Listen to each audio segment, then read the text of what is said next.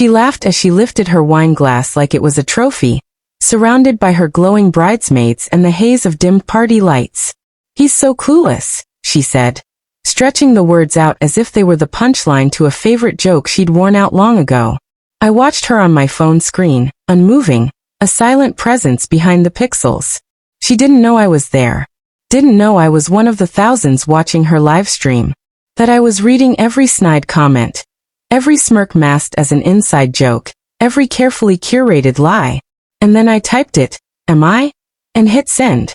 Her laughter stopped mid-breath. That smile she wore like armor faltered. The color drained from her face, eyes darting to the chat.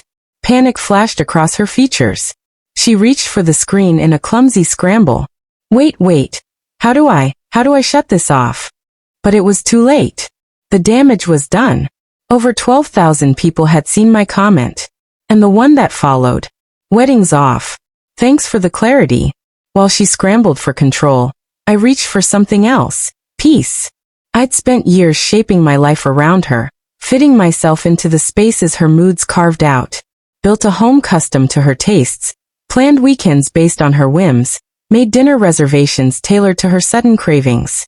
I truly believed I was building a future. But I wasn't. I was dressing a set for the final act of my own embarrassment. She wasn't always like this. Or maybe she was and I was just too deeply in love to notice. There were days she would touch my face like she meant it, whisper dreams of our future, of babies, coastal homes, and growing old together. I bought into it all, gave her my time, my trust, even put my name alongside hers on every piece of our shared life. But the distance didn't arrive like a storm. It seeped in slowly, like a leaking pipe behind a wall. A turn back at night. A phone always flipped screen down. Girls' nights that morphed into sunrise. A ring she conveniently forgot more and more often. The questions about how my day went stopped. But the ones about my salary came more frequently. I didn't argue. I documented. The live stream wasn't a revelation. It was confirmation. I'd already set the plan in motion a month before. Quietly, carefully. The prenup that once shielded her from my potential mistakes? I revised it to include emotional betrayal. My lawyer called it odd. I called it protection. She re-signed without a second glance, too absorbed in pastel color palettes and hashtag-ready captions. I altered the house deed too, removed her from co-ownership and slipped the new documents in between refinancing forms. A few initials were all it took. I secured my finances, moved savings to a trust under my sister's name, changed passwords and logged everything. Each sleepover at Megan's. Each missed call. Each mysterious charge on our shared account. I didn't react. I observed. Then came the notification. Mia has gone live. I clicked it out of reflex, maybe even habit. There she was. Slightly drunk, loud, and giddy in a white silk bridal robe, joking with her bridal party about how easy it had been to convince a safe guy to marry her. I wasn't thrilling, they said. But I was dependable. Predictable. A backup plan. They laughed at the idea of me being plan B, a good man, but not the right man. She looked smug, like conning someone into a future was something to brag about. And then she said the words that shattered everything. After the wedding, I'll slowly edge him out. It's easier once the paperwork's done. Like boiling a frog. That's when I wrote it. Just 2 words. Am I? And the silence that followed was louder than any scream. I didn't call. Didn't show up. Didn't fight. I let the internet do what it does best. Screenshots spread.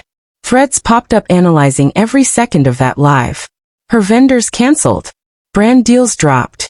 Even her father, the man who once toasted to me like I was his own, sent a message. I understand. I'm sorry. She came to my door the next morning, face streaked with black mascara, still wearing denial. I didn't open it. Just slipped an envelope through the mail slot. Inside was a copy of the amended prenup, a screenshot of the deed now bearing only my name, and a simple letter. You lost me long before the live stream. That was just the closing act. She called 72 times. I didn't answer. I blocked her. She uploaded an apology video. No makeup, tears streaming, voice shaking. A moment of weakness, she claimed. But the comments weren't kind. Forgiveness doesn't follow a carefully edited confession. The wedding was supposed to be 3 weeks away. Instead, I booked a flight. Same venue. Same date. But this time, the guest list was mine. Just a small circle, real friends, no filters. We toasted to second chances. To clarity.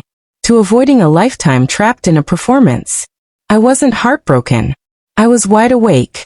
And oddly enough, she still doesn't get it. She thinks I reacted too strongly.